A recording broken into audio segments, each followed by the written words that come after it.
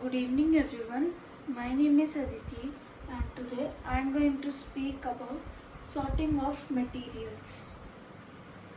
So let's see what does materials mean. Look around you. We have so many things like this board. This board is an opaque object. It is made up of solid or like that wall, it is made up of bricks. These are called materials.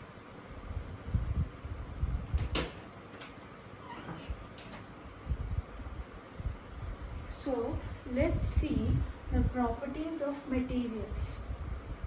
The properties of materials are like transparency, solubility in water, state, luster, and hardness. And there are so many else, but today we are going to see this, and conduction of heat. Okay, now let's go and see what is classification. The process of grouping objects based on some known criteria is called classification. Now, when you organize your desk, you keep pens aside or pencils aside, erasers aside or sharpeners aside. Okay, let's talk about luster. The property due to which some materials shine is called luster. Like, now can you see this spot? It is shining because there is a light there. Or there are so many. Okay. State. Matter can be classified on the basis of this state. There are three states of matter: solid, liquid, and gas. As you know, this is a solid, the air we breathe in is gas, and the water we drink is liquid. Now let's see how the states of matter are in solid, liquid, and gaseous state. So in solid state, can you see these circles? These circles are tiny little molecules. In the solid state, the molecules are closed and packed. In the liquid state, they are a little far from each other, and in the gaseous state, they are very far from each other. So they spread so much. Okay, let's see solubility in water. So, like when you drink milk, you add sugar, boost, or Horlicks or anything, and then they dissolve. So that sugar is soluble in water. Now the things which are soluble, which mix with water, are soluble objects. I mean soluble things. Now insoluble, that means which can't be mixed in water. For example of soluble sugar, as I said, use salt, Dettol, which you put in water and clean your house, and etc. For insolubility, spoon, chalk, sand, etc. And even oil. When you take, I will say you experiment, you can do it at home. You can take a glass, put water in it, and on top you can put oil. After putting the oil, you can see that the oil is not dissolved in water. There are two layers, oil and water. So oil is insoluble in water. Let's see transparency. So transparency can be classified into transparent, translucent, and opaque. Transparent. So I am going to take the example of your window. You can see out of your window, right? It's transparent. Light can completely pass through it. Let's see translucent. For translucent, let me take the example of oiled paper or butter paper. And you can see only a little of what is in front of you.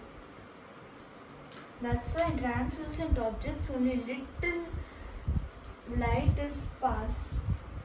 In opaque it's completely different. There is no light allowed to pass. Like this board is not allowing light to pass through, but it's reflecting the light here. Okay, now let's talk about conduction of heat. Let me take the example of your kitchen utensils. Your kitchen utensils handles are made up of plastic, and the space where you keep your food is made up of some kind of steel. This is because any kind of steel allows to pass heat through it, but plastic doesn't. So by this we can say that metals are good conductors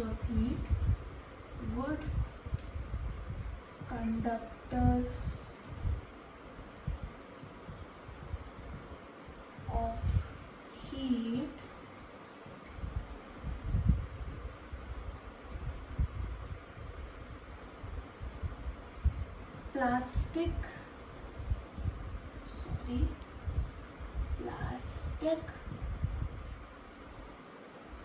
Plastic is not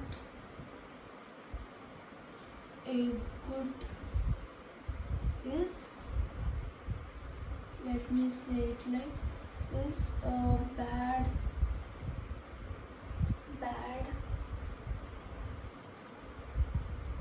conductor of heat.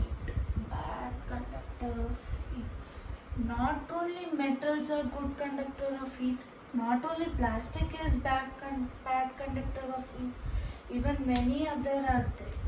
But just for now, I took these as the examples.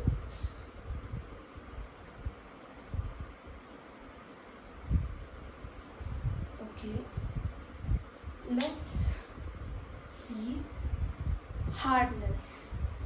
Now, can you see this whiteboard marker? Now I'm trying to press it. I'm trying to break it. Can't break it, right? It's very hard. But in case of a sponge, it's squishy. It is soft, it's squishy, but it's a solid only. Squishy. Like this board.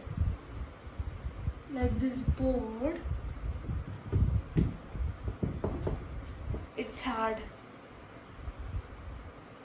This mattress, it's hard. There are many other examples, etc. Okay, so thank you. Bye bye.